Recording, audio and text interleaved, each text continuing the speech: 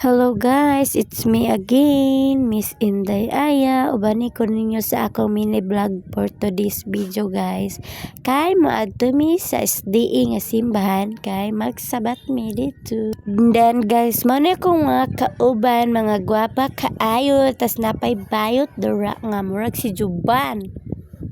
Dan naadang baby diya nga cute kayo guys sa tabunan kay init kaayo. Shout out ko sa imong baby, ti cute kayo ti. Then si ate diha nag-video na siya dara ka mag-vlog po daw siya charge. So nanaday mi dari sa kampuan dari dapit sa elementary school. And naabot na rin mi dari guys sa Purok 5 SDA nga simbahan guys. Anya nang naog na din ako mga kauban guys, tura nang naog na sila dara kay pangdawat na sila silang mga banana.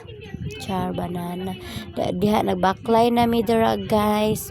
Kalay pagamay tuwara ni dagan na akong manghod, grabe kasipat gana nga bataan na. Na dere hapit na mi maabot, layo pagid siya gamay guys, no na siya sa suok niya dira naglamano na dan mi, tas dere dayon nagsugod na dayon mi og simba.